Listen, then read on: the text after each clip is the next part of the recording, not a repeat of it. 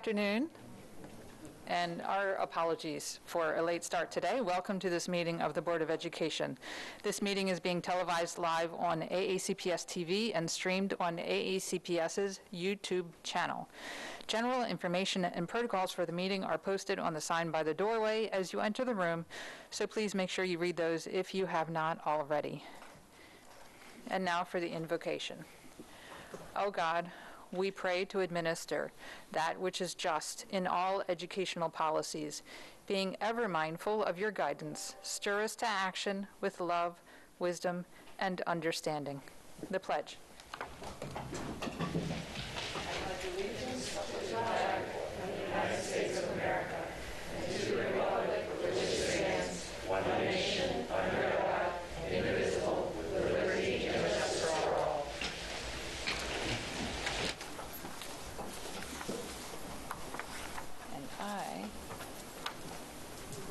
Do I have an agenda? Thank you. Oh. And now for item 2.03 on the agenda, approval of the minutes. Motion to approve the minutes is printed. I second.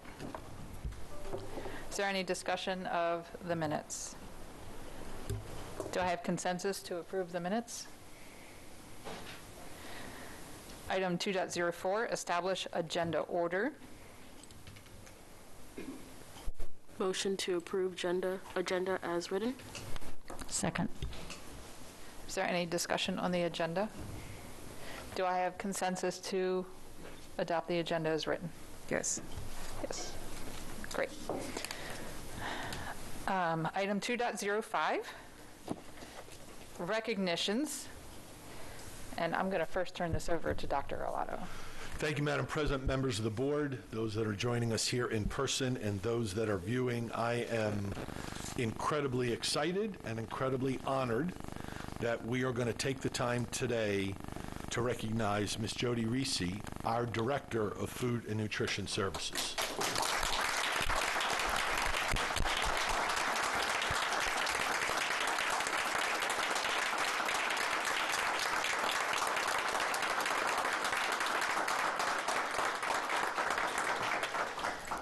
Obviously, it says a great deal, Jody, when you get a standing ovation and nobody knows what it's for.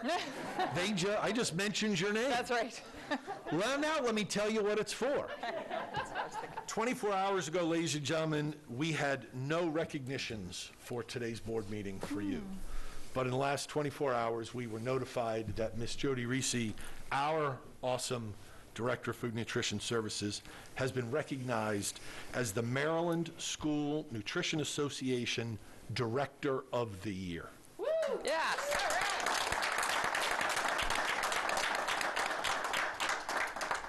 We were lucky enough to gather as a surprise at her office yesterday with a number of her staff, Mr. Sheknovich and myself, and some cake, just to celebrate. Members of the association came to speak about Jody and her incredible work. And it truly is, you're a gifted leader, and it is well recognized in this community, in this school system, and around the state about how much you care about children. That is your drive each and every day to ensure that our children are fed. You epitomize not only quality leadership, but everything that is good about Anne Arundel County Public Schools.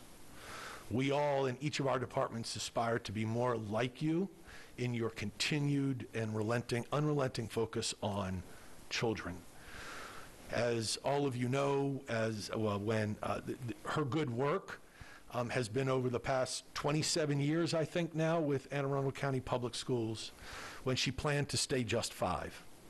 And she has made it her home, and we have been the benefactors of that. I just cannot speak enough about your leadership, your dedication. Your team loves working for you each and every day. We love what you do for our children. This is well recognized, well deserved, even before COVID. And when COVID hit, within hours, you had your teams standing at the ready, curbside, And as you like to tell the story, when I had conversations with you leading into that weekend that we were now closing schools and how we were going to serve meals, you said, "Oh, don't worry, Dr. A, I got this." And in fact, you did for each and one of our children, and you and your team have served millions and millions and millions of meals to our children uninterrupted during this pandemic. And so I thank you for everything that you do, and I thank you for the brief time, Madam Chair. Of course. Thank you, Dr. Arlotto. In her 14 years overseeing AACPS's Division of Food and Nutrition Services, Ms. Rissy has become known as an innovator who cultivates creative, year-round approaches to providing healthy meals for students at all levels with an intense focus on fresh fruits and vegetable options. Under Ms. Rissy's leadership, the Division of Food and Nutrition Services has provided more than 12.5 million meals to students across the county since the onset of the COVID-19 pandemic in March of 2020. Food and Nutrition Services employees didn't miss a day serving meals on the very first day schools were closed. In addition to her work with the AACPS, Ms. Rissy has served on the Maryland School Nutrition Executive Board since 2002 and was the organization's Education Committee co-chair from 2000 to 2007. On a personal note, Ms. Rissy, the first time I recall interacting with you was when I came in to attend, and forgive me if I get the name wrong, the Wellness Committee, or Council, sorry. It was such a fun afternoon, but there's certain people that when you walk into a room, you simply feel their presence as soon as you're there. There's this positive energy and light about them, and you are certainly one of those people that just makes that impression on me. And secondly, it was a scary time for all of us. I recall, we're all humans. We're parents. We're wives. We're husbands, and so when all this talk was going on and we're glued to the TV and the phone trying to figure out what the heck is going on right now in the world, and our schools are suddenly closed. I mean, our minds were blown what you were able to pull off in an instant, getting our students fed in the middle of all of that. So heartfelt thank you. And therefore, the Board of Education would like to present you with this citation. And it reads, "The Board of Education of Anne Arundel County bestows this citation upon Jody Rissy in recognition of your invaluable leadership as Supervisor of Food and Nutrition Services and for making a difference in the lives of the students and the families of Anne Arundel County. We are grateful for your unwavering dedication and support of Anne Arundel County Public Schools." Ms. Rissy, please.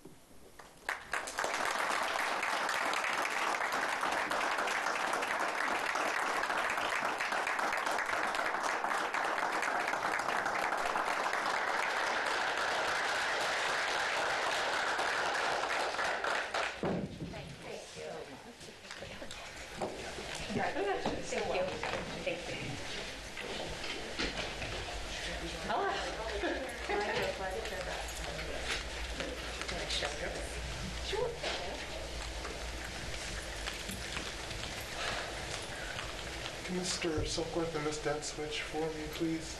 See, I told you about that. Do you want me on the end, Mike? Do you want me on the end? I think you're okay. I can't see. Okay, great. All right, guys, that looks good. We're going to go ahead and take a few of these.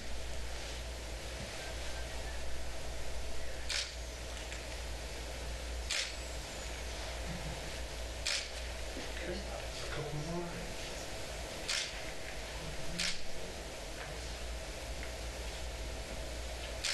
Congratulations. Thank you.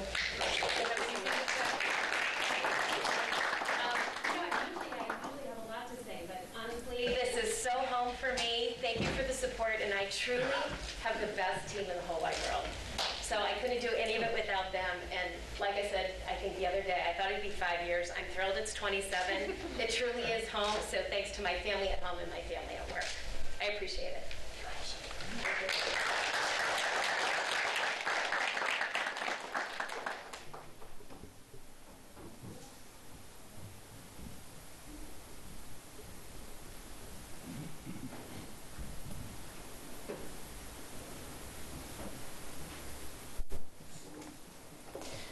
And now for some more fun, item 2.06, Educator of the Month.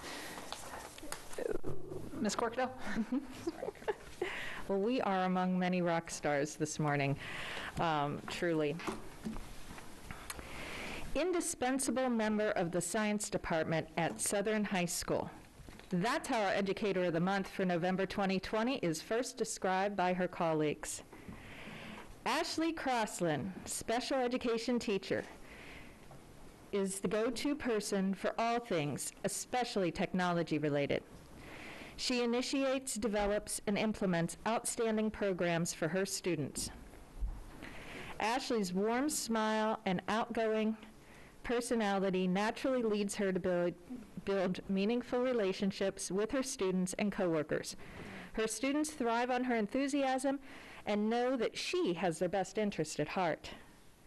As a special education teacher, she goes above and beyond in helping her students to be successful. She encourages students to try their best and make sure all accommodations are in place. She works with students one-on-one during check-ins to assist them with work and understanding content, all while building a rapport with them. Her organized data helps to keep co-teachers, students, and parents and guardians in touch with students' progress and concerns. Ashley is a consummate professional and sets an example for her students as well as her colleagues in showing up for classes on time, prepared, and ready to work. Ms. Crossland, your positivity is uplifting to others around you.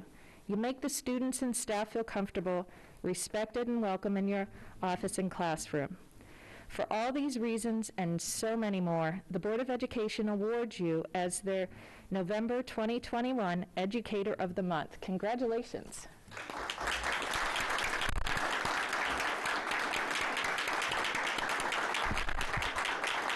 So if you could just join me up here really quick.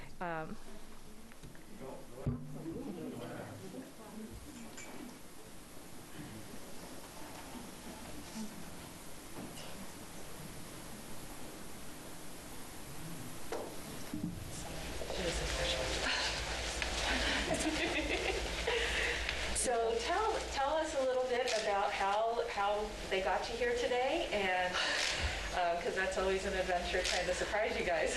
Well, yeah, Miss Larney was like, oh, you're going to go and take my place and go sit in a meeting for me. And I was like, okay. So we're looking around going, and thankfully we have part of the science department here, and he's kind of leading me to, Elliot was over there, and he was like, oh, but just come sit with me. So he's very welcoming, and what are you doing here? I'm like, I have no idea. And so, yeah, so I'm sorry, I get nervous. Oh, don't be nervous at all. So who are joining with you, who's here with you today? Our principal, Ms. Hopkins, and Ms. Elmore, who has been absolutely amazing since I've come to Southern High School. She's been like another mom to me. And Ms. Larney, our science department chair. Great. So I appreciate them just as much because they have been amazing and very welcoming. And Well, couldn't do without them. it's South County, right? And South County is just one big family, and we're so happy to have you there, and a member, most importantly, of the AACPS family.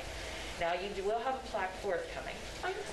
There was a little bit of an engraving delay, however, but I would like to present you, of course, with something to put in your workspace, if you're inclined, and it is your Educator of the Month award. Thank you. So.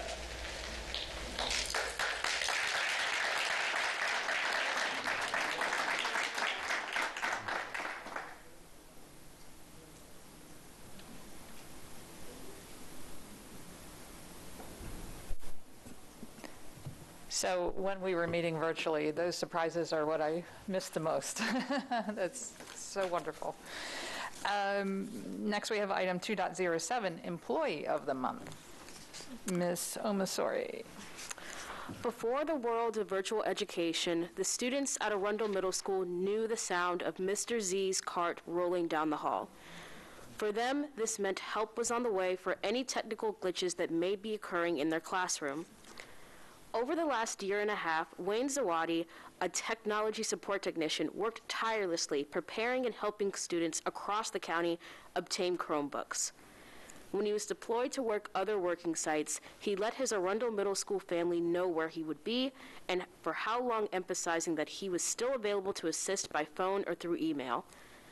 Now that we are back to in-person learning, Mr. Z is back to rolling his cart to every corner of the building, making certain that everything is in order. His willingness to help both staff and students has no limits. He is at work at 5 a.m. and rarely misses a day. No technology problem is too big or small for Mr. Z to address.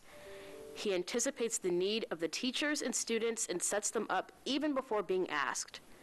Mr. Z is the model of the philosophy that keeping the customer happy is what's most important. Mr. Zawadi, thank you for all that you have done and all that you continue to do for the students and staff of Anne Arundel County Public Schools. Congratulations on being awarded the November 2021 Employee of the Month.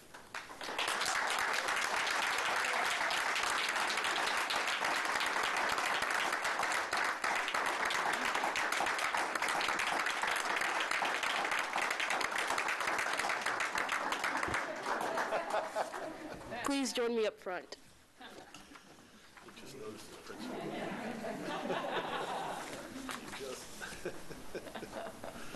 That's great. Congratulations. Yes, congratulations. Well deserved. Being an old guy. Like me.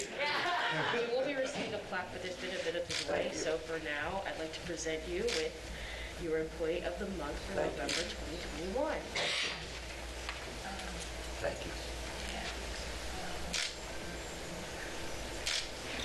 Thank you so much. Thank you. Thank you all. It's a pleasure. Always go in and speak to the boss every morning, and we always have like a Rodney Dangerfield joke. So I always say I get no respect. Now I get the respect.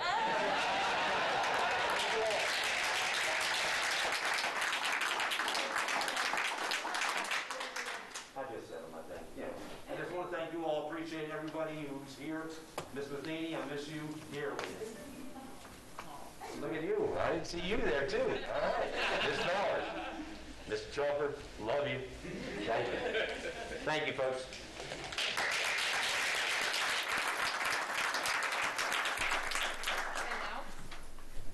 Now for Volunteer of the Month, Ms. Dent. Thank you, Madam President. Passionate volunteers can transform a school community in a beautiful and unexpected ways. Through their efforts, their volunteer work that turns our working lives into changing opportunities for the students. This is certainly the case for the volunteer we have here today to celebrate with us, Ms. Gina Giles. The Board of Education is thrilled to honor you as our November 2021 Volunteer of the Month. Ms. Giles has volunteered at Meade High School for over 3 years. She's organized a team of U.S. Cybercom experts that volunteers to sponsor Meade's Cyber Patriot program. At least once a week since fall of 2018, members of her team have worked with students exploring network administration, digital forensics, operating systems, computer hardware, and many other cybersecurity essentials. The positive impact of her efforts cannot be overstated. Frankly, this nomination is long overdue, says Ms. Giles' nominator, Mr. Justin Sirota. In reference to her more than 3 years of unwavering dedication, in summer of 2019, Ms. Giles helped organize a 2-week Cyber Patriot camp, during which she sponsored, out of her own pocket, a kickoff celebration with activities which included snacks and high-ranking influential guests. Mr. James Harden expressed astonishment that Mrs. Giles' team of individuals crossed multiple branches of the military, volunteered this week before even realizing that we were in a pandemic. Principal Frederick Rivers remarked that students are aware of Mrs. Giles' enthusiasm and recognize that it's going to be a good day when she shows up. And I like that because I think it is going to be a good day for us. Signature program facilitator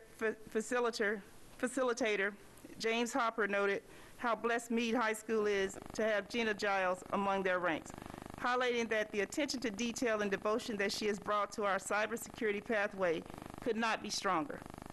And in addition to all the incredible support and development that she brings daily, she also coordinates, and yes, even back in all the amazing treats for all the cybersecurity award nights and recognition ceremonies. It is clear that Mrs. Giles has a true one-of-a-kind approach in which she manages to share her immense industry knowledge and expertise with a truly unique approach and personal touch. It seems that James Hopper speaks for everyone when he says, "I could not be more grateful for all of the support Gina has given our students, staff, and the community, nor prouder of any industry partner." Mrs. Giles, you are an invaluable resource to both Meade High School and Anne Arundel County Public Schools, and we are truly grateful for your years of service and your service as a volunteer. Would you please come forward? And it's with great appreciation that I would like to present you our Volunteer of the Month certificate and bill to you.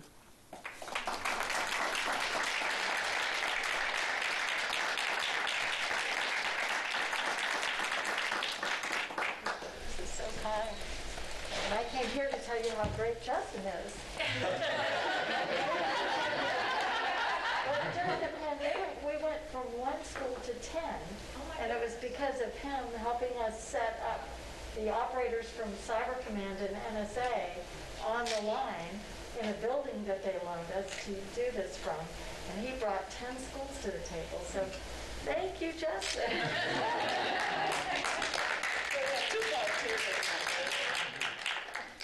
Come on up, Justin. Come on over here. So it is really a great pleasure that I take pride in volunteers because I volunteer for this board. So all of you really are near to my heart, and I appreciate all the things that you're doing, not only at me, but for cybersecurity. So I appreciate that. And Justin, you have a great mentor, and I appreciate you for nominating her for this prestigious award. So thank you. Thank you very much, sir. Thank you very much, both of you.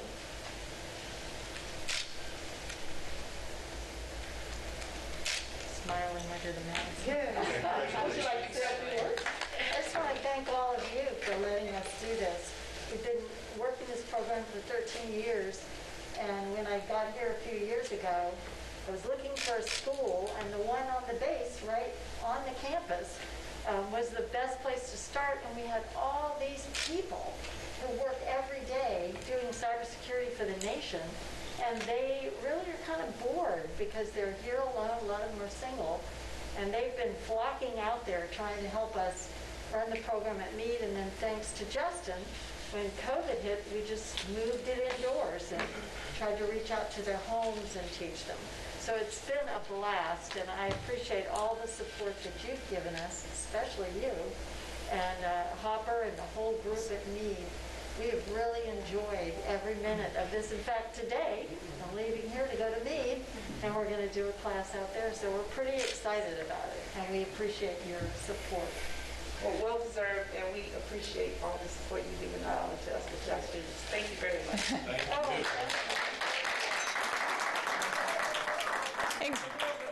Can I just say, I think it wasn't long before COVID that I believe some of us attended an event at Meade High School. And so when I heard the word about the treats in there, I remembered amazing treats at that.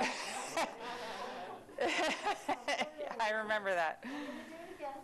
Awesome. Because Justin has built this beautiful computer lab, and we are going to do a ribbon cutting probably January. We haven't picked a date, but we're going to bring a lot of people from Cybercom NSA out there and show them, what he's done. And this will be your county lab. State of the art. Absolutely. We're really excited about that. So thank you. I'm glad you enjoyed it. Oh, very much. Thank you so much. So we are going to break for a few minutes for some more official pictures of our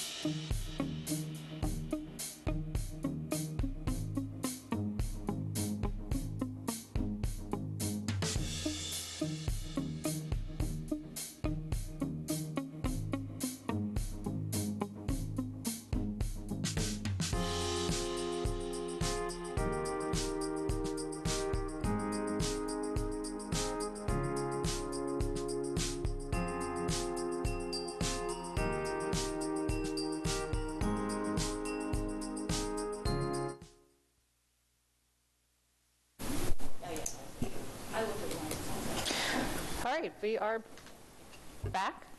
Item 3.01, President's Report. I have no update today. Item 3.02, Policy Committee Report. Dr. Tobin. Thank you, President Ellis. The Policy Committee met on November 2nd. We reviewed policy JECAA, students with a known food allergy, and voted to bring the policy forward at our next board meeting. We also discussed policy EG, naming of school facilities, which has not been reviewed for a very long time. The policy will come following our discussion. The policy will come before the committee at our next meeting for review and a vote. The next policy committee meeting will be on Tuesday, November 30th at 3 p.m. Thank you very much. Thank you, Dr. Tobin. Item 3.03, PTA report.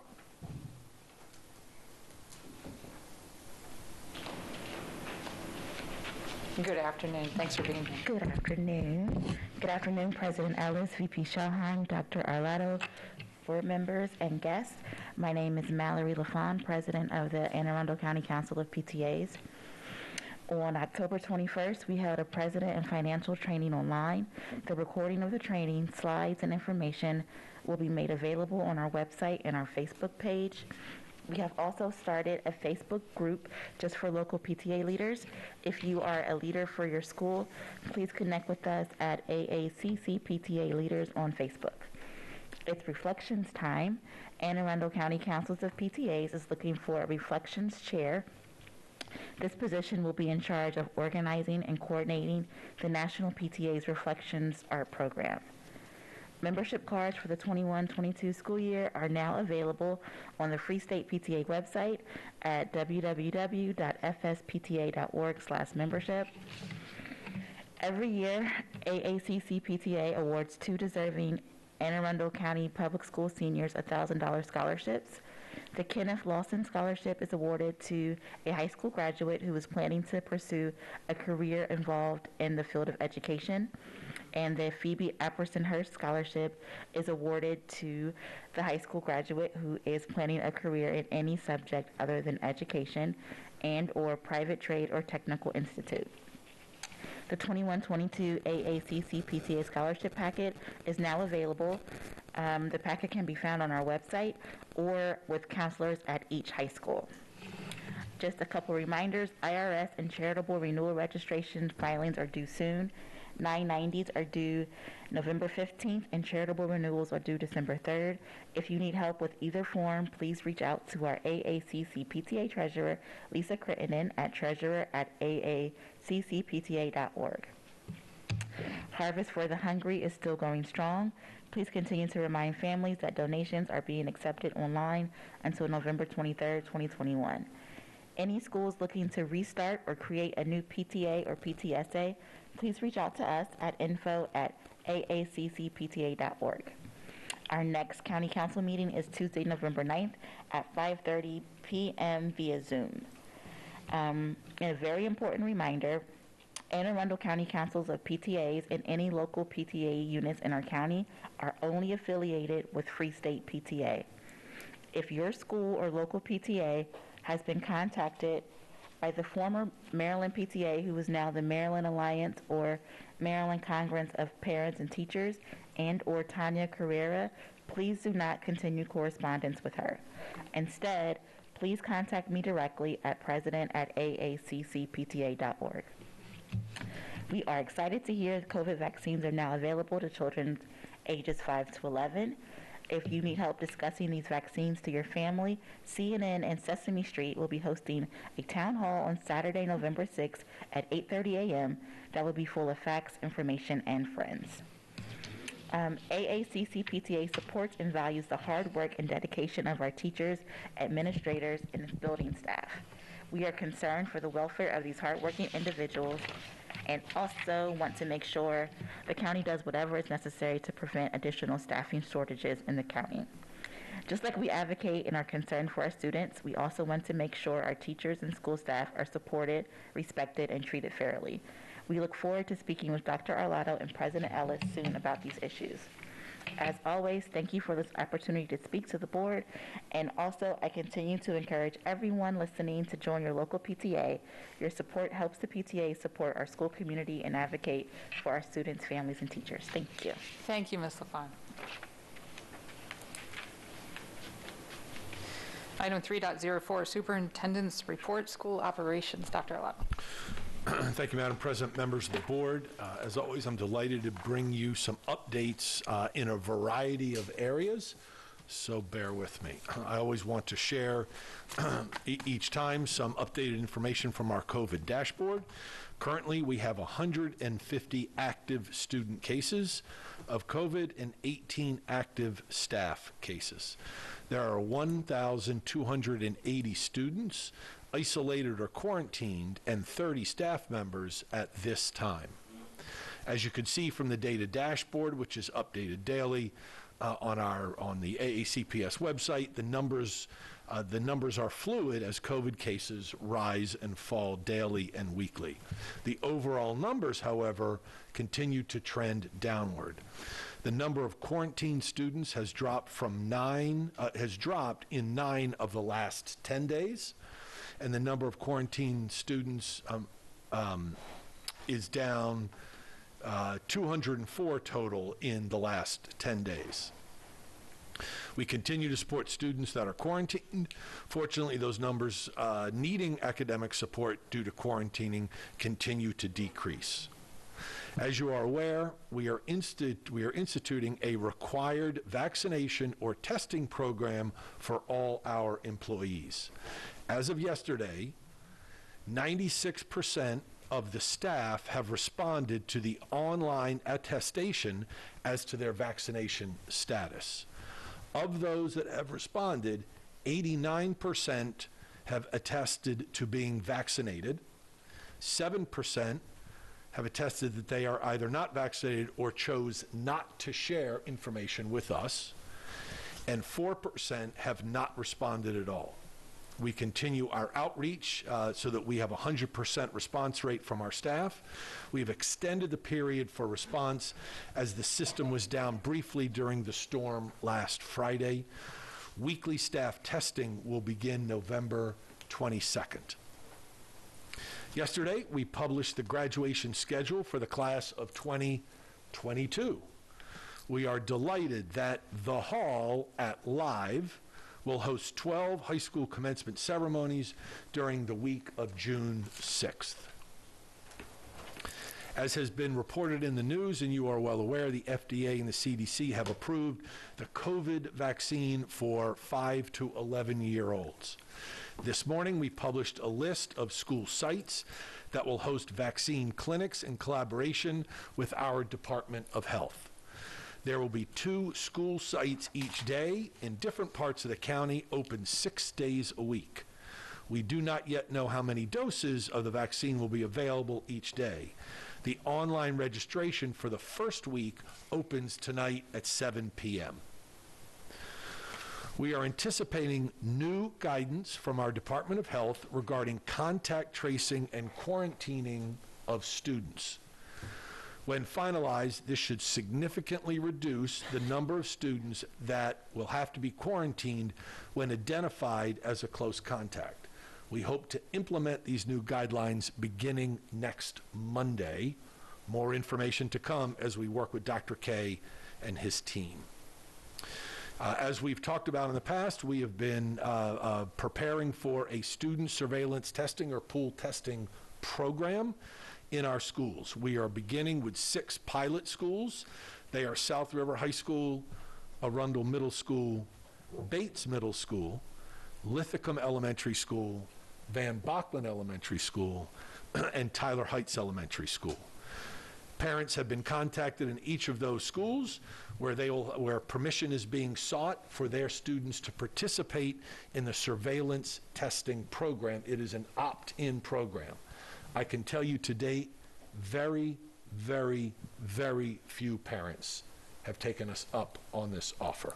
Just a handful have agreed to a voluntary testing, surveillance testing program in those schools.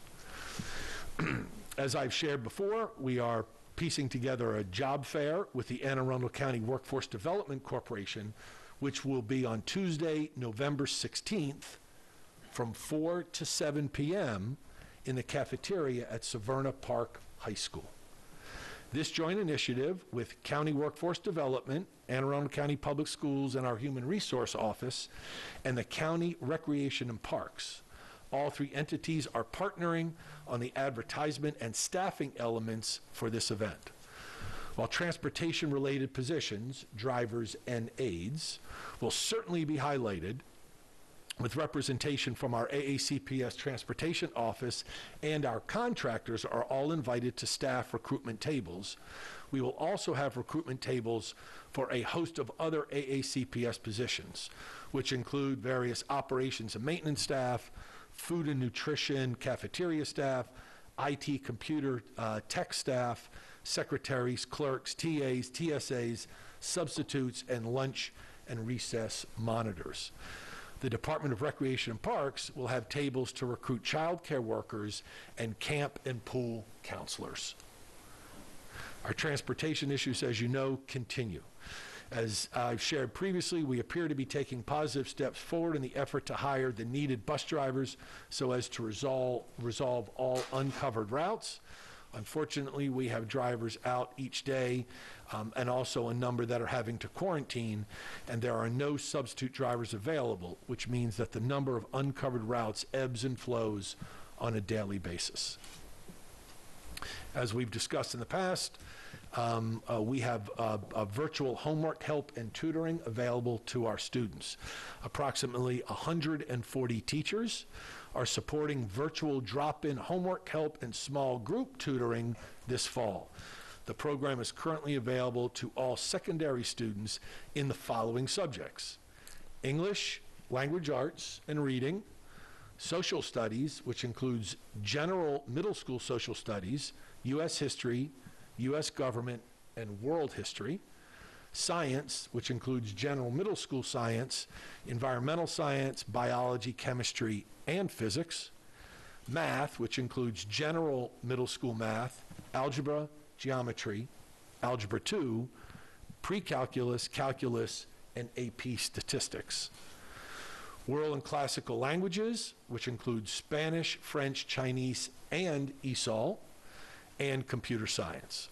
The virtual homework help and tutoring program began on September 19th and has served more than 720 students in homework help and more than 180 through virtual tutoring during Q1 of this school year.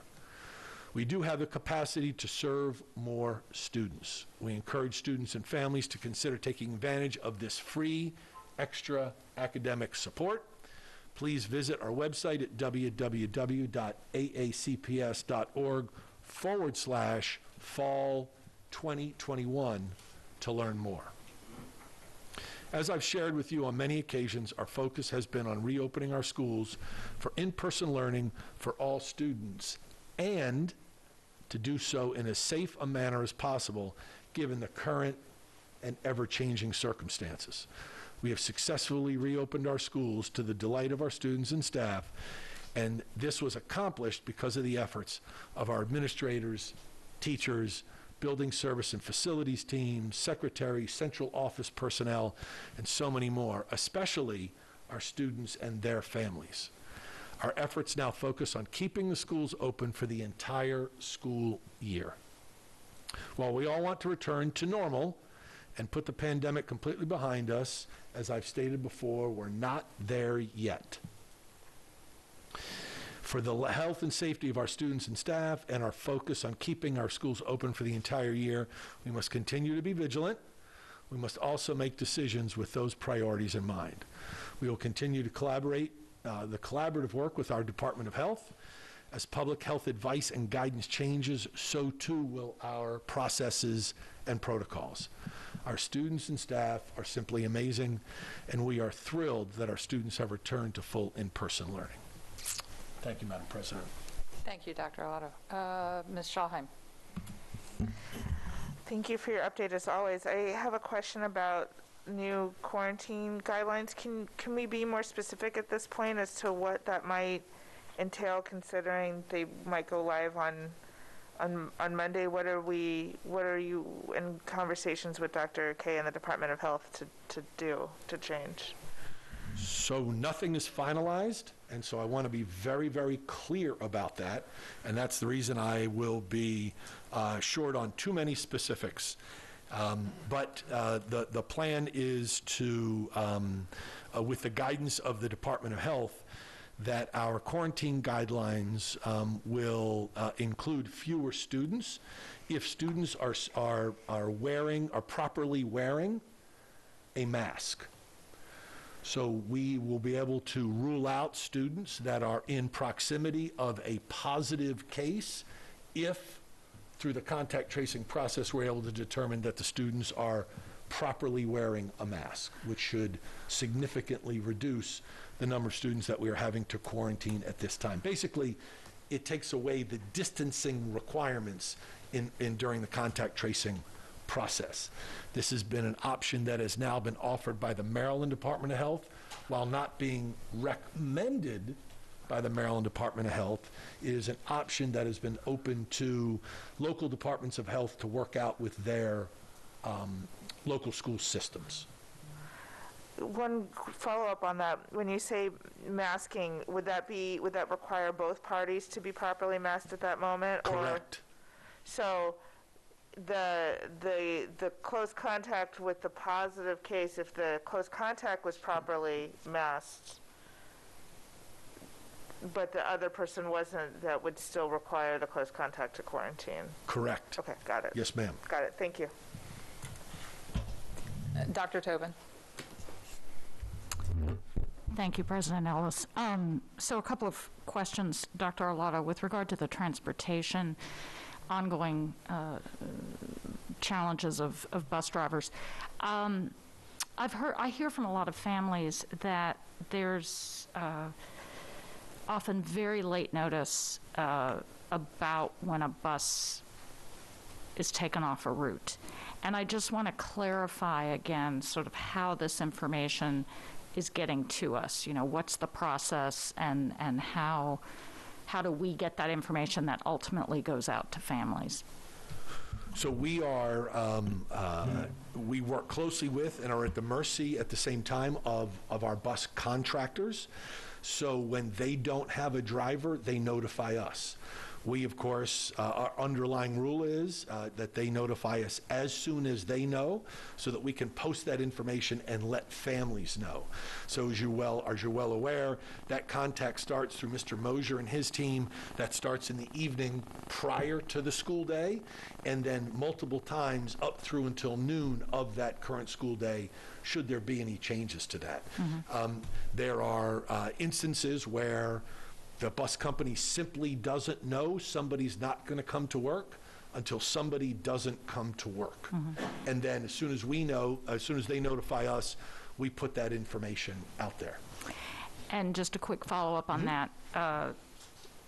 There are levers in the sense that we can pull in the sense of penalties for bus companies that when they don't run a route. So when that bus is pulled, there's something that kicks in based on our contractual setup with them, right? That they A, don't get a certain payment, and B, owe us something, or? So the answer is yes. Yeah. We've discussed this in the past. The way our contracts are written with our bus contractors, that there are two pieces to that response, which you have alluded to.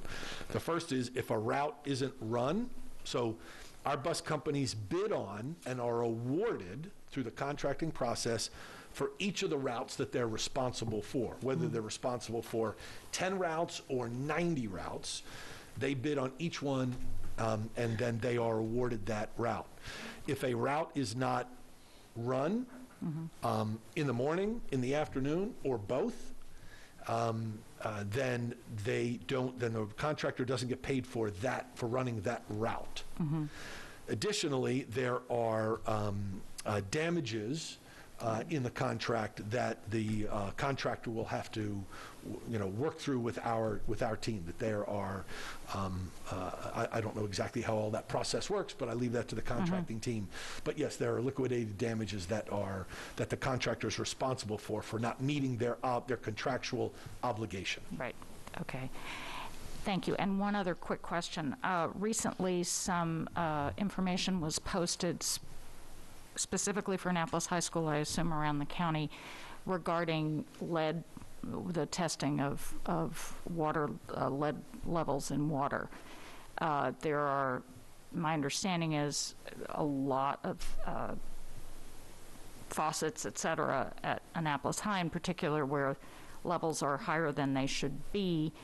And I just wondered if you could update us generally on kind of where we are with that. I mean, has there been a change in one direction or another, and how are we proceeding to mitigate? I know there's a whole process going forward to mitigate this, but I would just like to hear if there's an update on that.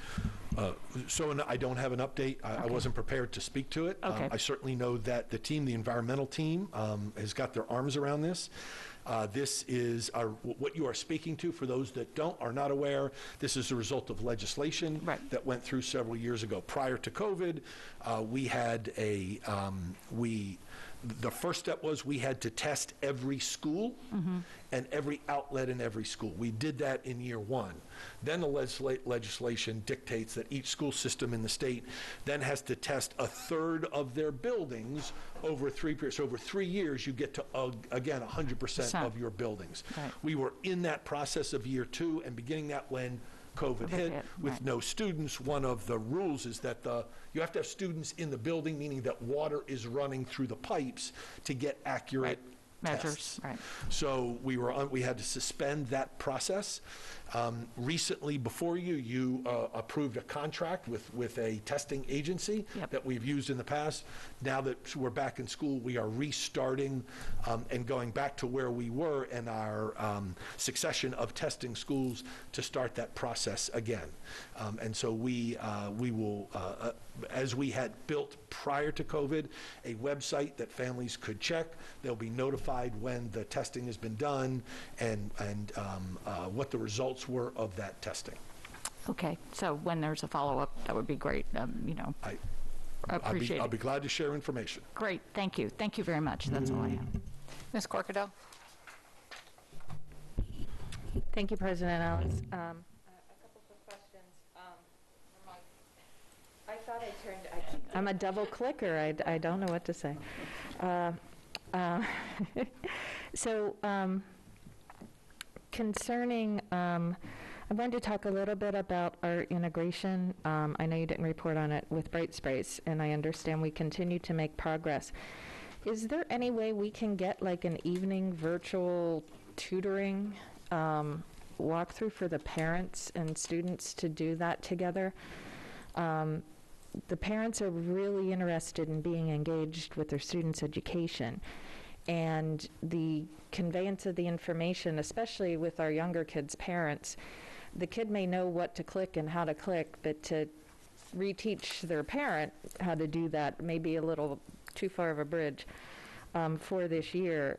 And some of the suggestions I've been hearing from those folks was maybe we could have a couple virtual tutoring and, you know, training sessions for them, the walkthrough, where everybody sees on the screen, now click this, and they're literally following through on those basics, like how to get the grades, how to upload homework assignments, particularly for our kids who are quarantining. That's, I think, where the gap of the learning curve kind of caught us, because we didn't anticipate, obviously, having to quarantine, you know, such an excess per positivity case. And so I just wanted to ask, is there some plans in the works for our parents, and what does that look like? Yes, ma'am. Thank you for the question. So there indeed is a plan for the parents. We have hired an individual that is a parent who has some particular skills in this area, and she will be overseeing parent outreach and communication and tutoring, to use that word. So I can't speak to exactly what she has planned, but yes, I will pass on the concept of virtual tutoring. But through our Family Partnerships Office, we've used some of our grant money to bring somebody in, knowing that we were going to be transitioning to this new LMS and that parents would want some assistance with that. And so she is building those connections and building those tutorials, and then she'll be rolling that out. I don't know that I have anything else. Dr. McMahon, did I hit all the highlights? That's correct, and we also have a plan to work with administrators with respect to parents.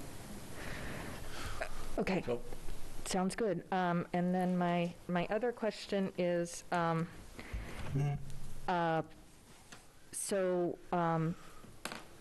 when the pandemic first hit, and we were rolling about a year ago the same time, and throughout even into the spring months and into the fall, there was a lot of discussions about, if we hit this mark of positivity rate, if we drop to this level, we will be able to lift the following. We will be able to relax the following, encourage versus require. And I know that Dr. Kalyana Raman had reported to us back in August that they were working towards that. And so we're now approaching into November, and different from last year, the number is here to here, kind of dropping, stable to dropping, depending on which chart you're looking at. And I believe they're having another press conference about that, of what a great job Maryland has done. And, you know, I did the fast math, and I mean, 89% of our staff, that's an awesome number, guys. That's above our net average for the state.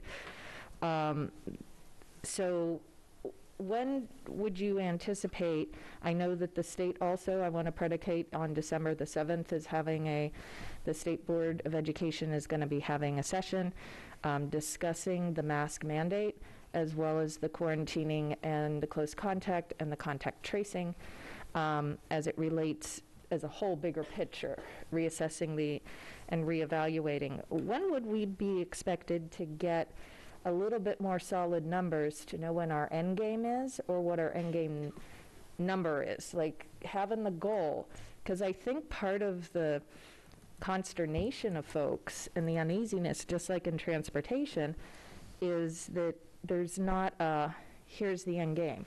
It's not defined. And when things aren't defined for durations, I think it leads to some uneasiness. So just a suggestion or any additional information you could provide on that would be helpful. Thank you, Ms. Corkadell. So I have no information to share. I completely agree that having sort of that end game, the light at the end of the tunnel, if you will, I'll use those words to say we can look forward to as we get to, and you reference early on in this process, we talked a lot about metrics, right? What do the metrics have to be for us to be able to do X, Y, or Z? And so I don't know. Those numbers have not been shared with me. Those are numbers that are going to have to be generated by the departments of health. I can tell you in the meetings, and I attend weekly, if not daily meetings with our local Department of Health or the Maryland Department of Health, nobody has mentioned or shared specific metrics with any of the superintendents in the state to say when we get to a specific level, then we are going to do differently by contact tracing or differently by quarantining or differently by masking. I do appreciate that you brought up that the State Board of Education has put forward publicly that at their early December meeting, they plan to have a conversation and revisit the current statewide mask mandate. And it may be at that time that they look at data and ask for very specific numbers from the Maryland Department of Health to guide them in that process. And so we are, fingers crossed, we are hopeful that the numbers will continue to decline and that our state board will release the mask mandate and that we'll be able to relax more of our quarantining and COVID mitigation strategies. So I really, all that said, it's a long-winded answer to say I don't have numbers to share with you, unfortunately. Yeah, and so I think it's important to note for us that this sounds like the state needs to step up and make those decisions, and I would just suggest it should be sooner versus later, because the learning loss that is created under the quarantine to no fault of ourselves, and our local health officer cannot make those decisions in a vacuum either to be able to share with us. So it really continues to put us in a challenge, in a rock and a hard spot, and a very big wedge, because I think we need some help here, because while everybody else is moving quite well along in every industry but education, and it is it's just very frustrating, and I appreciate your continued advocacy, and it sounds like we maybe as a group want to consider advocating at the state level to get to continue to get some clarity and seek it. Thank you. Thank you. Ms. Frank? So my first question, thank you, Dr. Tobin, for bringing up the lead. I'm always fascinated by our water situation and a little emotionally invested in the ongoing saga that has generated. So just to go back a couple of years ago, when that state legislation arose and some of the origin of that, there was a backlog, if you'll recall, because we only had one company, and that was Martell, I believe, that was doing these testings. And if I recall correctly, we were struggling to keep up because everybody was using Martell at one time. Are there any, and I know we just renewed a contract with them, and I'm thrilled with that, but are there are there other companies now that do that? Or is it just that we had so much at once? Because we don't seem to have a backlog now, and I feel like everybody has started up again. Is that a concern? Is that just not an issue? Could you just give a little bit of information? Again, I apologize. I was not prepared to discuss this topic. It was not brought to me prior, so I just, and I hate to not give you specific information. I just don't have it. I can say that you're right, we did have a backlog, so we were, at that time, back then, able to hire a second company that helped us move through this process, so we are able to do that.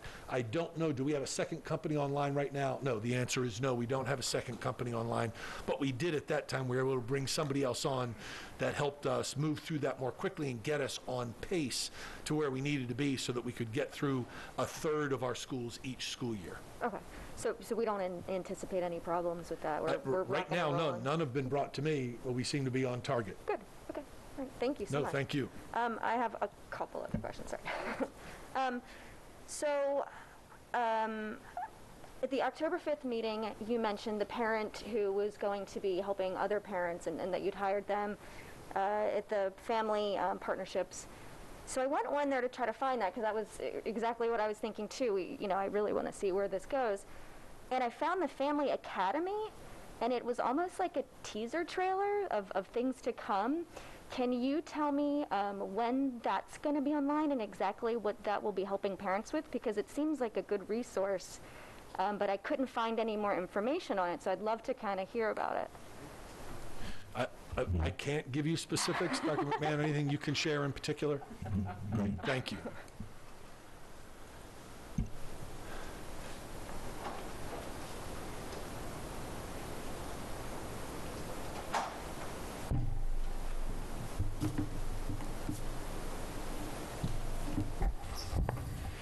Thank you, Dr. Lotto.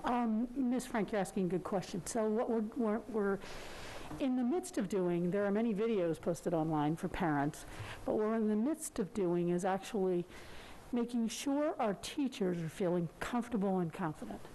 We've talked about going slow to go fast. And so we haven't rolled out officially the parent piece where the parents can log in themselves yet. Any parent sitting right next to their student can get into Brightspace because the student has full login rights. So if a parent would like to sit down next to their student to see what their student sees, that's a journey the child can take them on, the student can take them on. But what the parent piece, that's really going to be a parent academy of learning, and it'll have virtual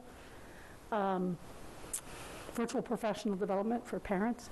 What that'll happen, and it can happen very soon, but what we want to do is we want to make sure that we have our teachers comfortable and confident before we bring our parents into a space where teachers are feeling uneasy and students might be feeling a bit uneasy.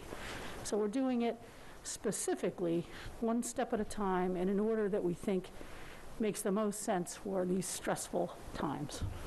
Do we have a anticipated rollout date for the Family Academy to be up and rolling, or not yet? So we've had multiple conversations, including a steering committee about a week ago, and so we haven't picked a final date yet, and in consultation with the superintendent we will, but we could do it before the holidays, and we could also wait until the January time frame to let the holidays be part of the comfortability time. And is this academy the same as the parent help, or is this part of that, or is this something totally different? So the virtual academy kind of piece for Brightspace is one thing, and then beyond that, it will be a virtual academy for support mechanisms through Brightspace, using Brightspace as the foundational component to support families who are looking to support their students with helping them with mathematics at the elementary school, helping them with language arts or reading, right? And so we'll have specific things set up for parents inside the Brightspace community, just like they were a student, to launch it. But in order to get there, we first have to get parents into their own account in Brightspace. Okay, all right, great, thank you so much. Thank you. All right, I think that's all my questions. Thank you so much. Couple things.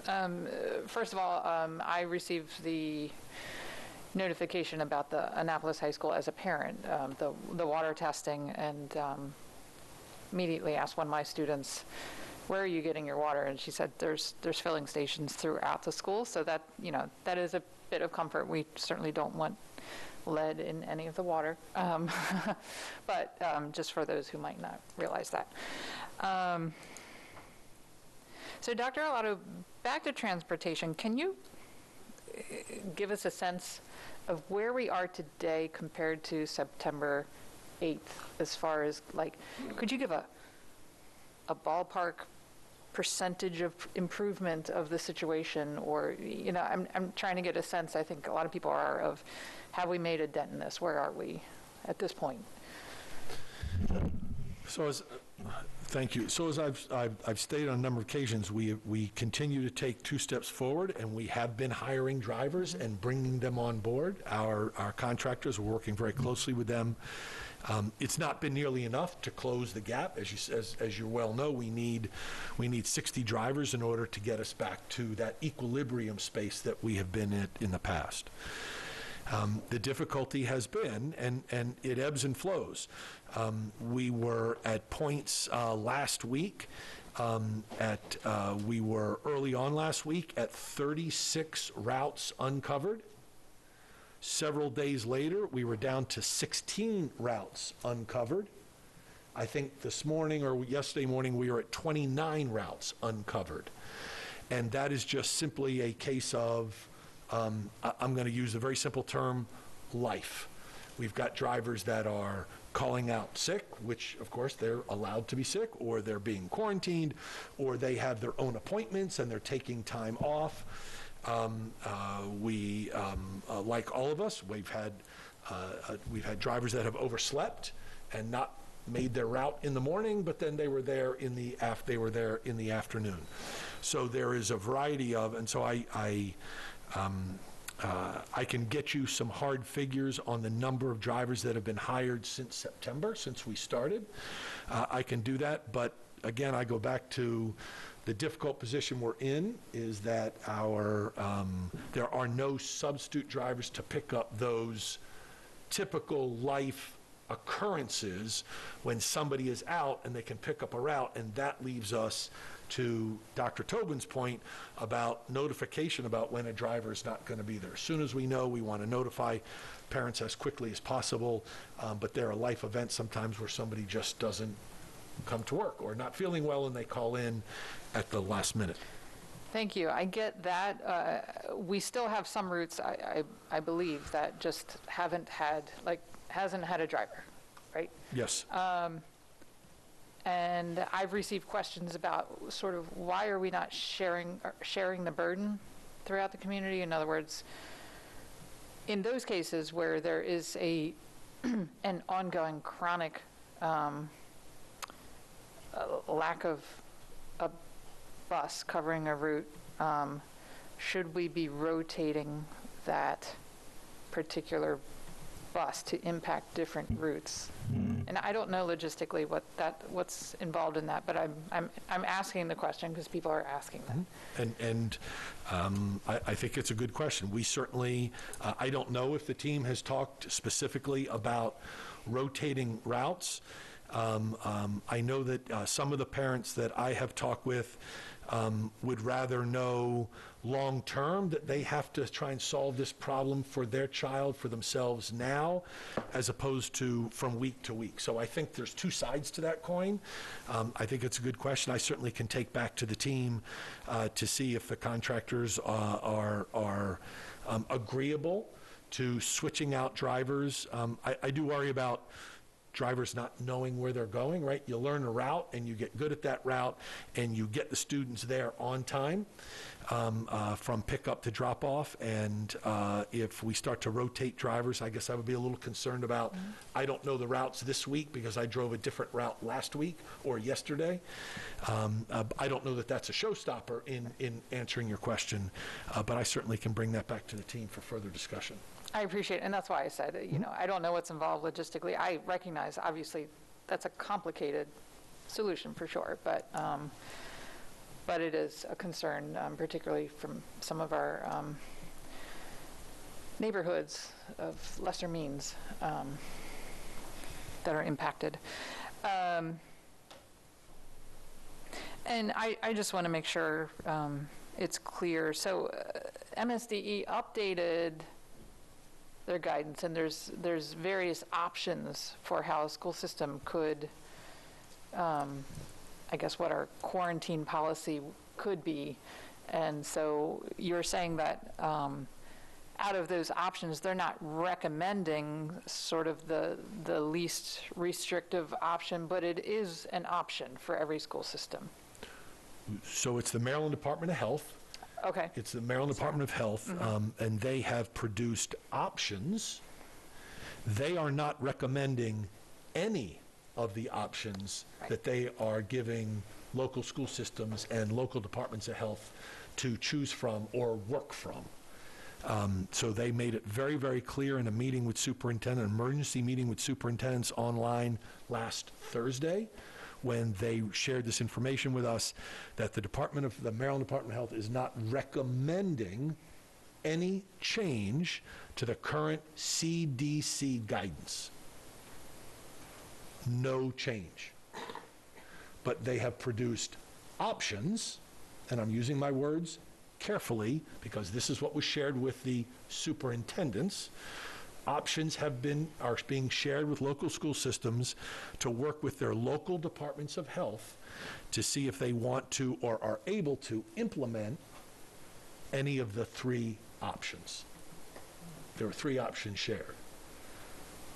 Okay. And so we then in turn met with, that was a Thursday afternoon meeting, and that evening I had our regularly scheduled meeting with our Department of Health. The local health officers had also been briefed on these, and we began the conversations immediately with our Department of Health Thursday evening. In fact, I met with Dr. Kalyana then, and then again later that night at 7 o'clock to talk about the possibilities. Right. So currently we don't have an option as far as students and staff wearing masks in school, but based on current state mandates or lack of mandates, we do have options as far as quarantining, and that's a local decision. We've now been given options that we can choose from to implement in conjunction with our local departments of health, yes. And so again, that's what I reported to the board that we are working on. I am hopeful in so far my meetings with Dr. Kalyana Raman multiple times since last Thursday that we will we'll have some new guidance from him and changes to our current protocols that we can implement beginning Monday, at the very least at the high school level, because those students have had the greatest access to vaccines. Okay, thank you. Ms. Sure. Schallheim. Sorry, I realized I had a couple more things to ask you. It does have to do with school opening and certainly teachers and workload, so I'm just going to put it out there. I saw on our neighboring counties, one of our board members in our neighboring county in Howard County put out the fact that they are talking about several days in the current school year's calendar where they are intentionally taking off 3 hours early as a way to provide some respite to teachers and staff, a chance to get caught up and the like. And I've heard about this in other places. I know we're bound by state law. Yes, I still have a problem with the law. That we have a days and an hours mandate, and those two pots can't be intermingled. And for reasons unclear, the hours were selected as they were. Be that as it may, are you thinking about? Have you heard about that? And are you pondering maybe making a recommendation to us about that sort of thing? You know, in a perfect world, and when my mother used to taught in Southern California, every week there was an early day for similar reasons. And I know that's might be burdensome to do it every week for our working parents, but if there was a few extra dates in the calendar for the purposes of regaining one's mental health and sanity, I just wanted to know what you thought about that, and if there's any move towards making a recommendation to us on those lines. there is indeed something we've been working on. In fact, I discussed it with your president yesterday in our regularly scheduled meeting, and so it's something that we've been working on. In fact, I'm sure Howard County heard about it from us, but it's something that we are working on. Oh, And I've already had a discussion with the board president yesterday about some possibilities. oh, I had no idea. I didn't expect that you would, because I had only talked it over with the board president, and we are working on some possibilities to present to the board. Okay, hopefully next meeting? It will require a calendar, official Yes. change to the calendar, was. which is in the purview of the board. So Got I'd it. have to bring it to you. So working on that. Wow, that knocked me over with a feather. That's great. That's good news. I'm delighted to hear that. I wasn't thinking I was gonna, because of the way the law is and the state and whatever. So thank you for that. That's Well, right, I look and forward it's, to we that. have to, and all part of the, when we have the plan finalized, but you appropriately bring up that there are hours. So there are Yes. days. Yes, But and then there are hours. hours. And so we confirmed with the state this morning what our hours are to make sure that we're operating with them on the same number. So Mr. Mosier was able to confirm with the state what we have on writing and what they have in writing matches regarding the number of hours available.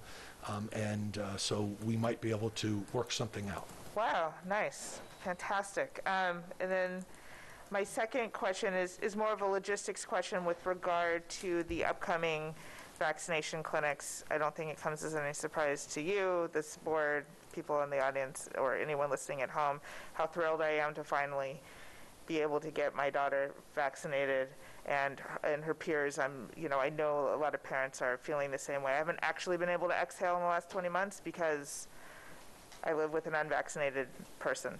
That being said, I understand that this is we're at the mercy of the doses that are available to not just this county, but to the school system in terms of being able to distribute in our various schools.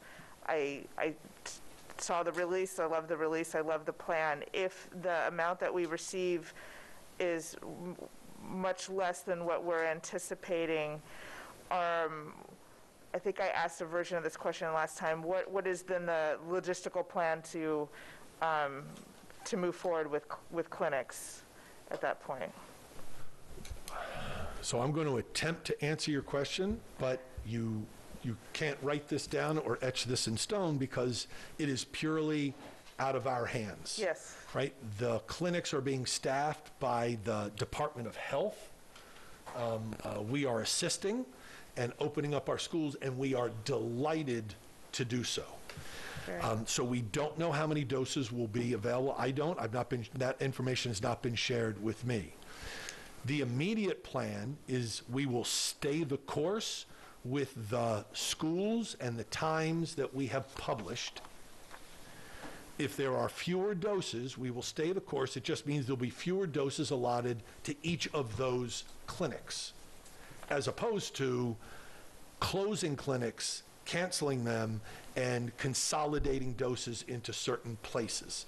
Right now, the plan is to keep those sites open, just with fewer doses, depending on the number that arrive. And I just don't know how many that is and how our Department of Health will divide those out.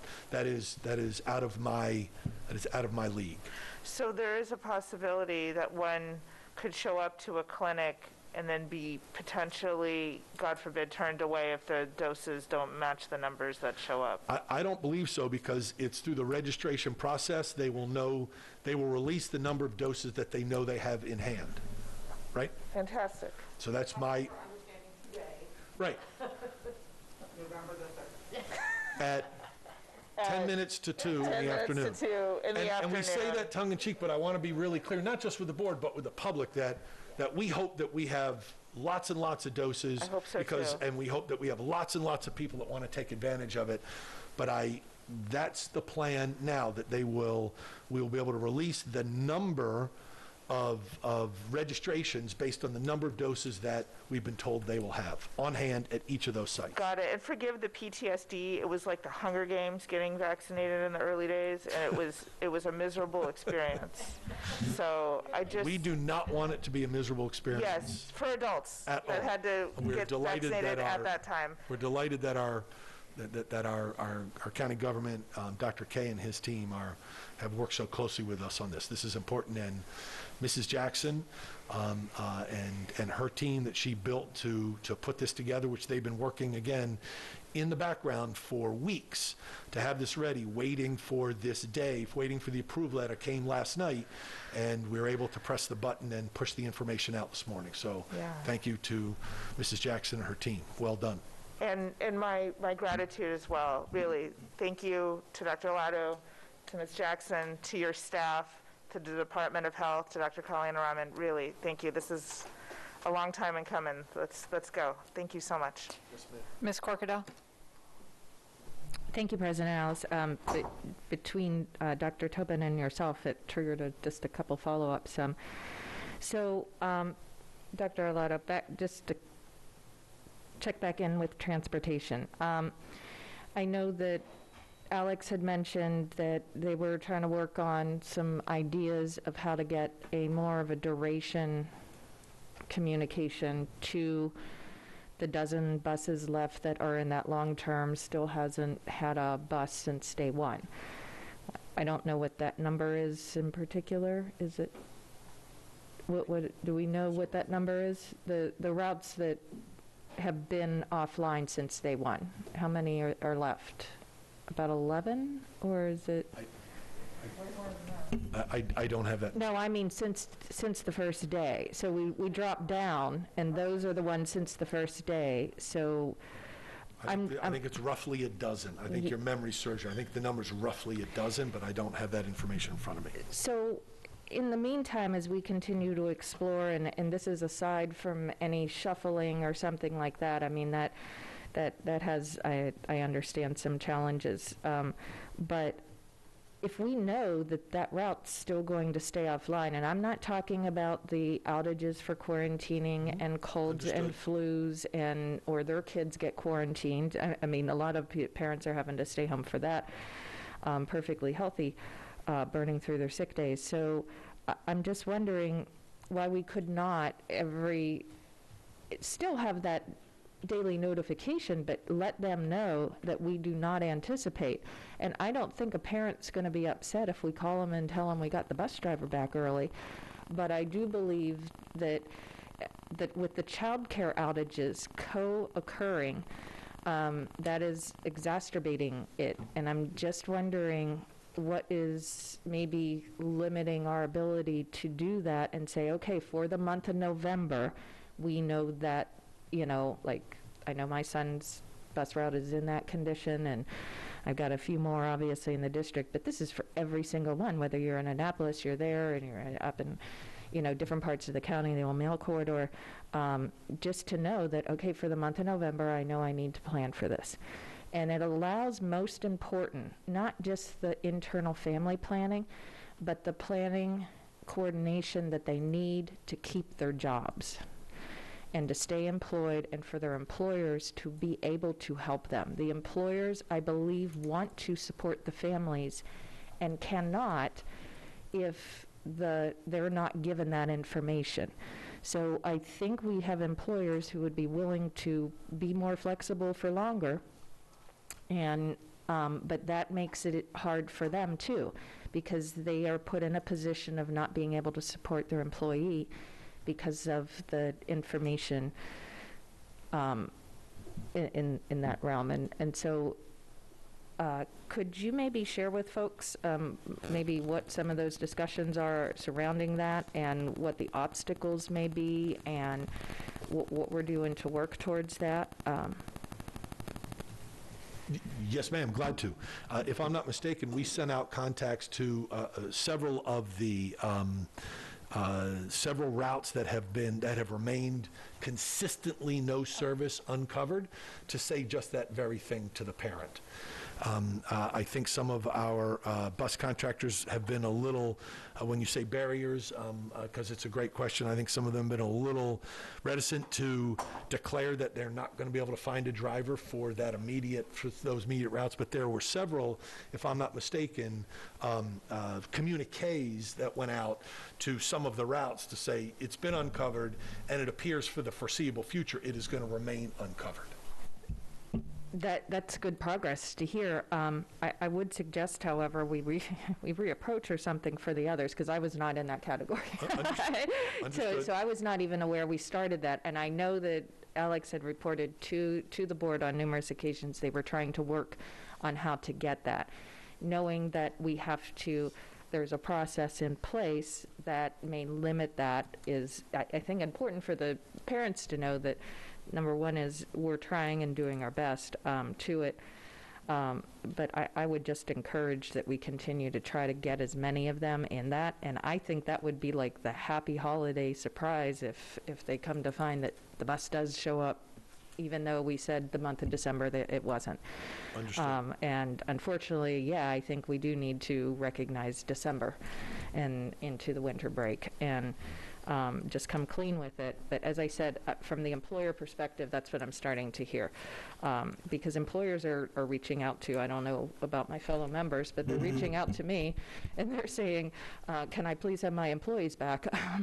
And I want to be helpful, and I can't for planning. So I appreciate you considering the suggestion. And just out of curiosity, are we told how many of these drivers are under quarantine or not? I presume that they're part of our contact tracing network, correct? How many are we averaging? I mean, I see the spikes, but they're not necessarily indicative. But we do have the numbers on the quarantining for our staff and students. That'd be a good number to start to look into getting, because I think it would help put in perspective for the people, too, what we are facing regarding the quarantining and the buses and the bus drivers. Thank you. Yes, ma'am. Mr. Silkworth?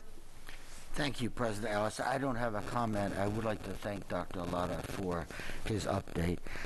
I simply want to publicly let it be known that we've heard this afternoon about several strategies already in the works to help our teachers, our students, and our staff. I can tell you that other strategies and possibilities are also being discussed.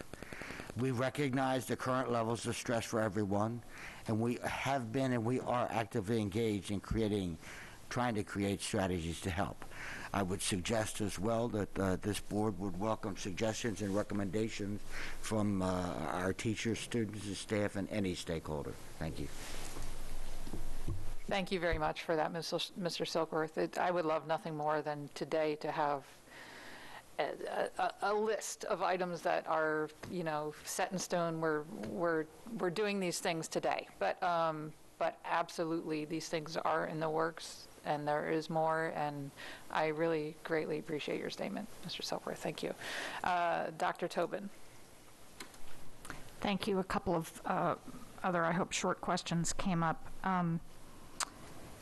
So with regard to the vaccination clinics, Dr. Arlotto, can you just lay out for us how the vaccination sites were determined, the clinic sites were determined for AACPS?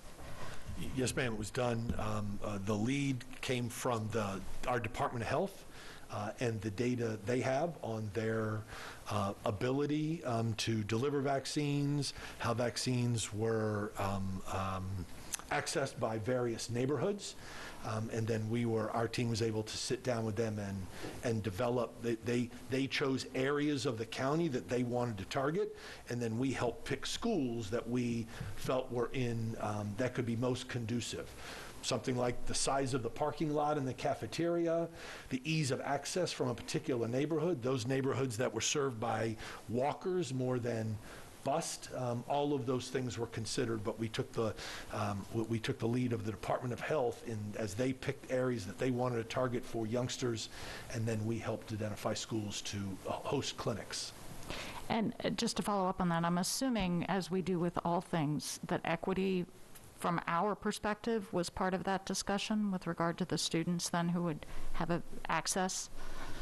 Completely, and Mrs. Jackson wouldn't have it any other way. Another question I have is with regard to signing up for your child's vaccination slot.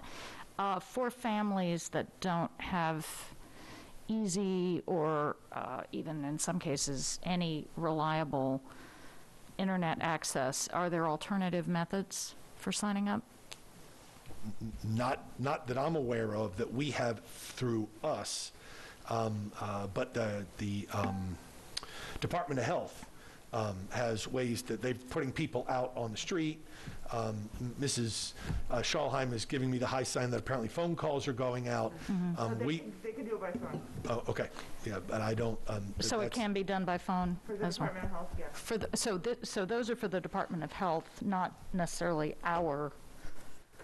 Yes, but they're all going out tonight, both links. Got it. Okay. And Simultaneously, and that was worked out. Yeah. So it seems to me that brings up an important point, just to remind the public that there are multiple, I mean, we have our AACPS hosted vaccination sites, right? But those are not the only vaccination sites. Correct. Yeah, we are part of the larger plan that Dr. K and his team have built. And right. so okay. There's communication going out from pediatricians, local clinics, the community college is hosting a site, and we are part of the larger plan.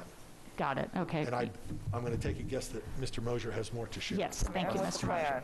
Thank you. For the record, Bob Mosier, Chief Communications Officer. So all of the registration is done on a server housed at the health department, run by the health department. But our sites, any of our parents who go to our sites, there is also a link to the health department sites.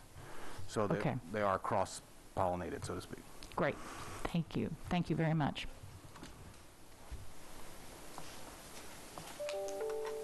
I see no more lights. Thank you, Dr. Arlotto.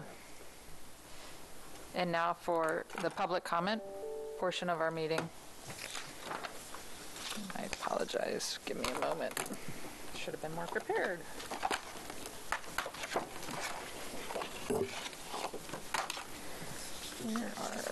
Where's my list? Here we go.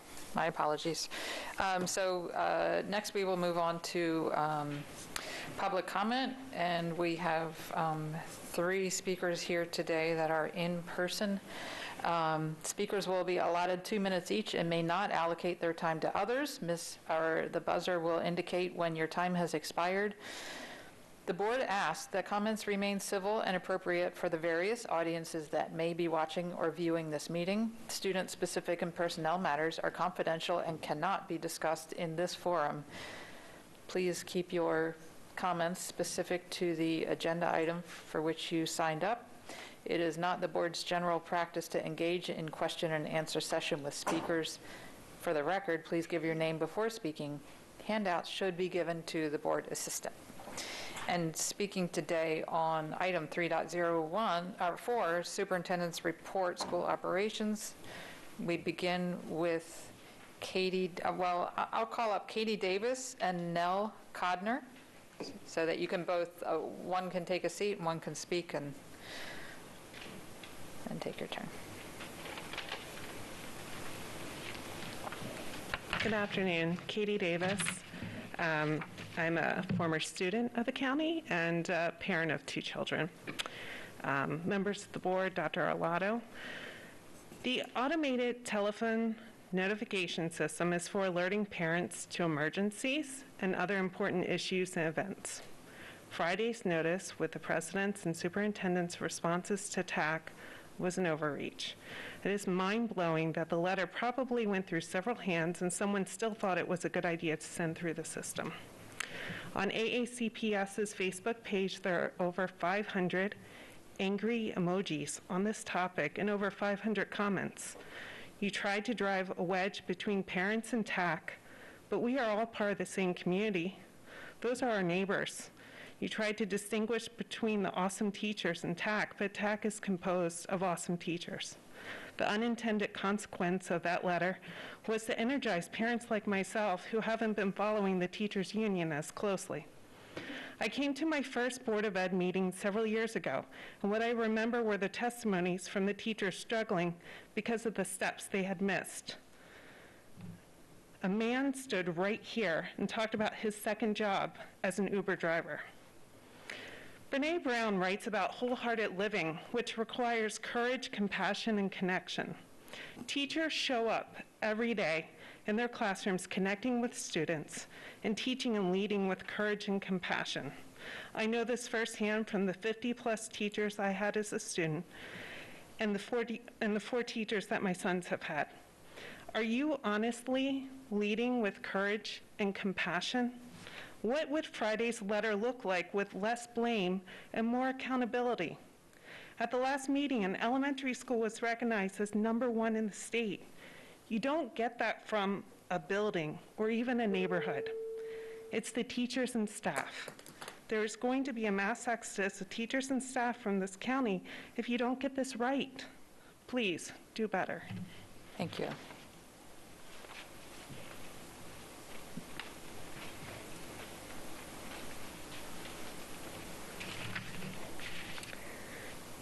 Good afternoon. My name is Nell Codner. I'm a mother of Anne Arundel County elementary school students, and the opinions I'm presenting here on my own time are my own and may not reflect those of my employer. I appreciate all the good work that has gone into making school as safe as possible to attend in person. Dr. Arlotto and his team have brought opportunities like on-site rapid testing to help keep our snotty-nosed kids in the class, and mask mandates to keep students and their teachers safe. My children are bringing home fewer germs and more smiles. They're also bringing home their love for past and current teachers. Teachers who are always strong role models for me, and I see this continuing into the next generation. I'm sure each one of you clearly remembers your favorite elementary school teachers. We can't operate schools without teachers. We don't succeed as a society without teachers. My mother was a teacher, so I know teachers are overstressed, overworked, and underpaid, but I thought at least Anne Arundel County teachers were paid commensurate with other local counties. Lucky for me, President Ellis and Dr. Arlotto used the school notification system on Friday to send out their complaints about negotiating with TAC. I got quite an education this weekend about how unfairly our veteran teachers are compensated due to a past salary freeze, and further demands being heaped upon all our teachers by the board and the president, and superintendent, who routinely sing their teachers' praises. If our teachers are as valued as you claim they claim they are, and as valuable as they have shown themselves to be, I will look forward to another message, however you choose to send it, telling me you have fulfilled your obligations to our teachers. I wondered if your folly in using the school notification system was not in fact designed to raise public support for teachers. If so, it worked. I support our teachers. We need to give them a reason to stay and keep AACPS awesome. Thank you. And Ms. Codner, I also have you signed up for consent items, awards. I can do that now? Award of contracts? Yeah, you're next. Hey. Good afternoon. I'm Nell Codner, mother of Anne Arundel County elementary school students, an Anne Arundel County taxpayer, and as I mentioned before, the opinions I'm presenting here are my own, on my own time, and may not reflect those of my employer. I applaud the contracts and purchasing administrative staff for their consistent use of contracting mechanisms to save the county time and money when competing contracts and procuring resources for our students and schools. 3 of the contracts you are consenting to today leverage cooperative agreements or other mechanisms with other counties. This leveraging of other contracts will result in quicker access to resources. In this case, my personal favorite here is the therapeutic aids for students who need them. Aids benefit not only the students to which they are assigned, but they make a positive impact on the classmates. They demonstrate empathy, inquisitiveness, and the joy of accomplishment. And they serve as another strong role model in and out of the classroom. I'm glad to see this contract consented to today. Thank you. Thank you. And Ms. Codner was the last speaker. That concludes our public comment.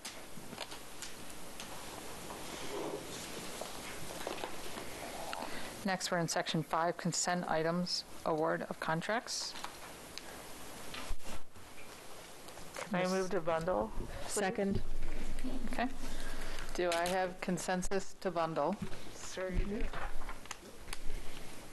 All right, Dr. Arlotto, your recommendation, please. Thank you, Madam President.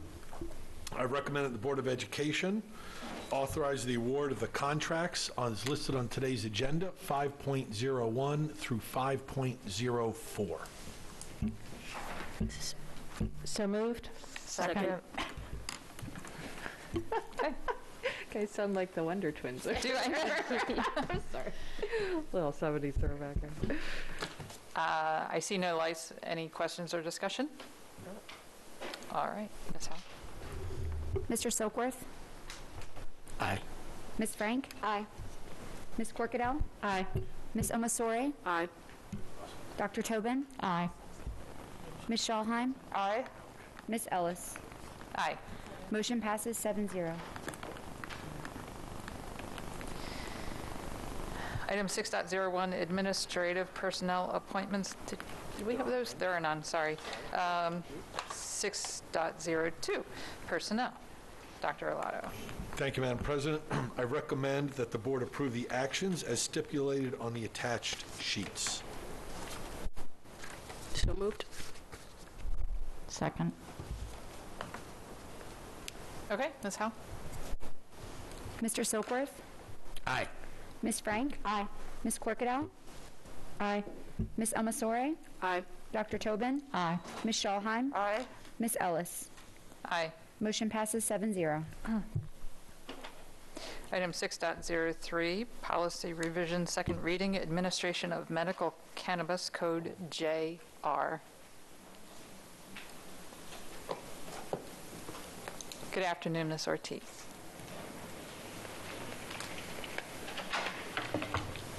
Good afternoon. For the record, Jeanette Ortiz, Legislative and Policy Counsel.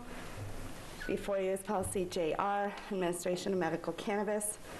On second reading, we received public comments, which are included in the meeting materials, and I can answer any questions. Ms. Corkadell. I am a little curious. How many students do we anticipate will benefit from this policy? I do not have that data. Is that data that we can acquire, Dr. Arlotto, or I guess there's really no way to know, or I don't know if there's any way that we would know if a child is going to be utilizing. Well, I guess my question is that can we get the state data of how many, because there's a whole registration thing. In order for the doctors have to, there's a prescription, and there are outcome numbers that are just blind to people, but raw numbers. And I'd be curious of how many are under 18 that are registered in the state system. Yeah, if that information's available, I'd be happy to share it with the board. I don't know that that's available or broken down by county, but certainly if it is, I can. We can ask our Department of Health. Yeah. Even if it's a state number, we can extrapolate. I am just curious as to how many students are actually registered to receive medical, the medical prescription in general. And I think we can extrapolate what that impact would be. Thank you. Ms. Frank? Yes, I wanted to check, so we have a number of schools, it looks like, who, that would not apply to this policy, is that correct? So any school facility, any school that's on federal property would be exempt, and that's in accordance with the law. It's in accordance with the law that was passed through the state of Maryland? Yes, so as a friendly reminder, this policy is drafted and completely aligned with state law that passed in the 2020 legislative session, and State of Maryland, Maryland State Department of Education, and Maryland Department of Health guidelines. So that particular provision, which exempts schools that are on federal land, on federal property, is in the law. Okay, and then, so it looks like we have approximately 7 schools on federal property? I don't know the exact number. So I think it's 7, but yes, those are the Fort Meade schools that are on that reservation, that are on that post, that are federal property. Correct. Okay. So, let me pull it up really quick. So when I read this, I don't recall seeing that in there. The schools that were exempt, is there a reason that we didn't list them?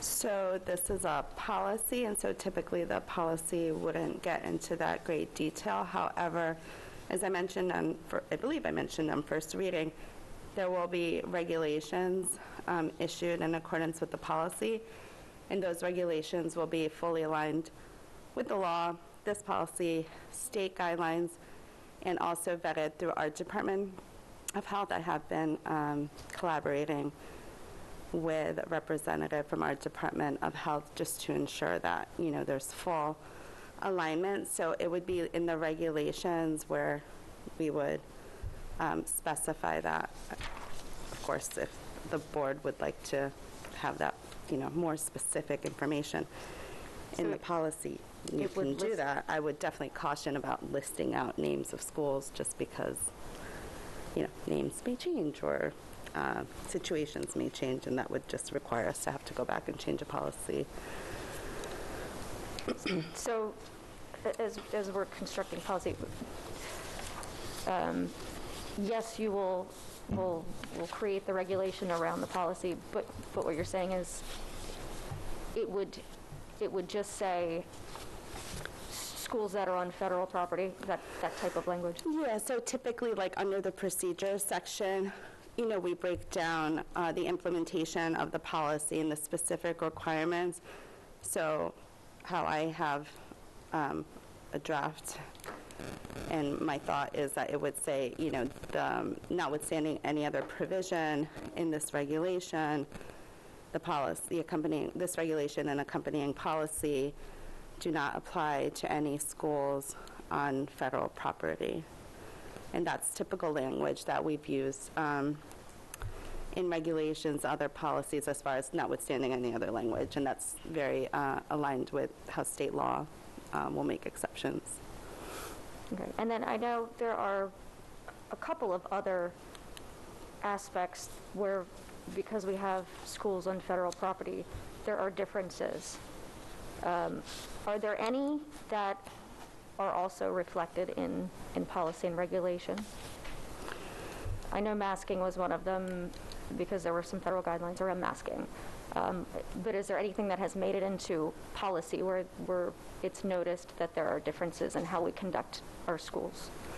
I'm not aware of that. Again, we have over 400 policies and regulations, so I'm not going to say there is. I'm not aware of any situation where we would have a policy state that. But in instances of masking, for example, like we don't actually have a policy or regulation on masking. We have the state mandate from the State Department of Education, so we're following that. But I'm not aware of anything that would need to be that would be covered currently under policy and regulation. Okay, thank you. I have to say, based on listening to the question and answers, which I had similar questions, it seems to me that policy is the appropriate place to say that this policy does not apply to schools on federal lands. The regulation is the implementation of the policy itself, and the policy does not apply to these schools. That seems to me appropriate. So I feel like... So my comment was about listing schools in the policy? I agree with you. Yeah. Right. I don't think that would be appropriate list schools. So I would love to see I guess it would be a C6 or something along those lines with that language. Yeah, if you would like to, so it's, the policy is on second reading, so certainly any board member can propose an amendment. If that amendment passes, I will go back and draft the language. I can try to think of some language right now as you develop your amendment, if you choose to do so, and vote. And then what would happen is that the policy would go back on our website for another public comment period until the next meeting of the board, which would still keep this on its regularly scheduled third reading. And then at that time, if there are any additional public comments, I would share that with the board, and then the board can, move forward with voting on the policy, or if you have additional amendments on third reading. Right, so I would love to move an amendment, and Mr. Burns, correct me if I'm incorrect here, but I would just like to make a general motion about adding language without having to draft the language right now, if that's okay. So I move that a statement be added to the position section of this policy indicating that this policy does not apply to schools on federal lands. Second. Oh, sorry, Ms. Shaheen. I'm going to be voting no on this, and I'll tell you why. So the reason why it exists that it's not currently allowed on federal lands is because of how cannabis is scheduled as a drug federally.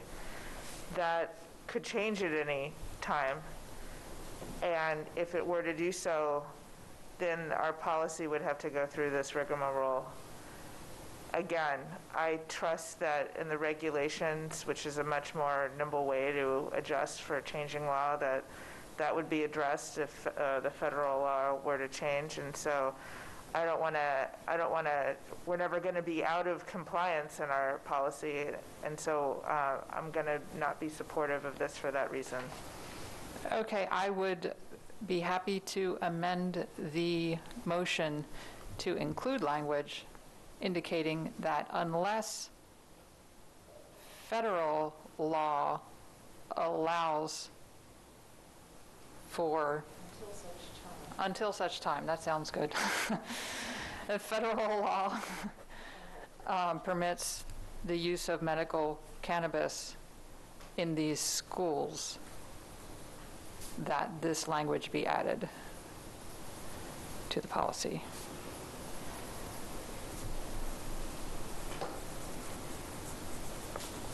So, Ms. Howe, do you understand the original motion I made should be proceeded with until such time that federal law allows, and then so forth?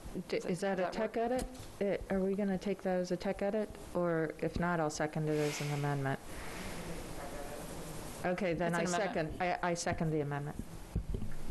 And just to be clear, what concerns me about not having this clause in the policy is the fear of someone getting themselves in trouble because it's not in our policy, and it could just be a mistake, it could be an error.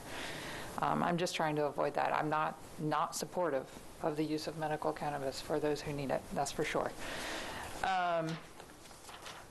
Dr. Tobin, you have something?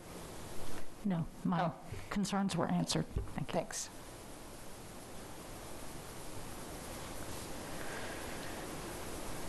All right. Ms. Howell, do you have? So I have draft language, if that's helpful. Okay.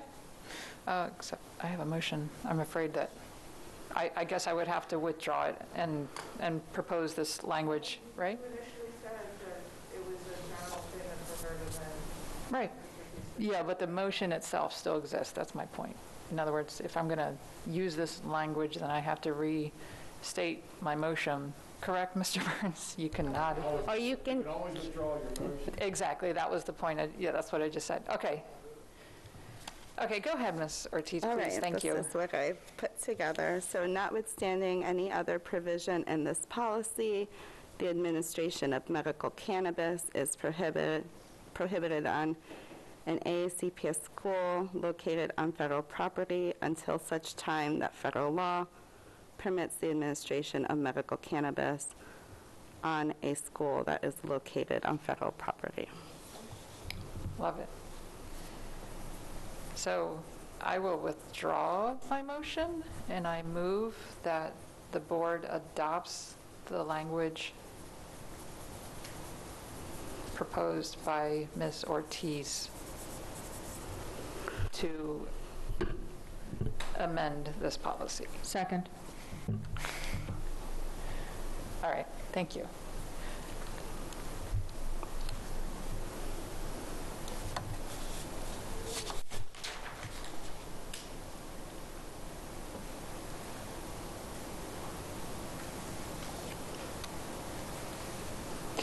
And Ms. Howell, I have no lights, so we can vote.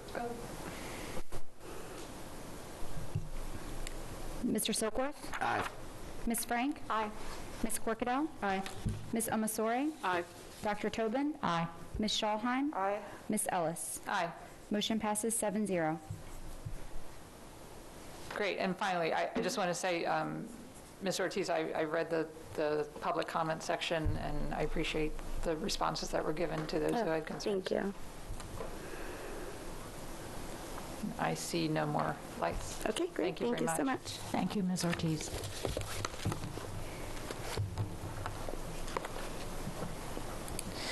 Finally, section 7, review items award of contracts. Are there any questions? Dr. Arlato, I see no questions, no discussion. That will conclude our meeting. Upcoming meetings, general board meeting Wednesday, November 17th, 6 p.m. We're going into closed session, remember? Right, but I will still make this announcement because we will not be coming back out. The policy committee will be meeting Tuesday, November 30th, 3 p.m. That is virtual. Equity committee, Tuesday, November 9th. 11:30 a.m., that is virtual. Budget Committee, Monday, November 15th, 12 p.m., virtual. Board workshop, we have a workshop on Monday, November 15th at 5 p.m. in the boardroom, and following that at 6:30 will be a board hearing, more information to come. Ms. Schallheim. Fantastic. Madam President, I move that the board go into closed session to discuss the appointment, employment, assignment, promotion, discipline, demotion, compensation, removal, resignation, or performance evaluation of appointees, employees, or officials over whom this public body has jurisdiction, or any other personnel matter that affects one or more specific individuals, and to consult with counsel to obtain legal advice on a legal matter. Do I have a second? Second. Do I have consensus to close? Absolutely. Okay. The board is now closed. Thank you.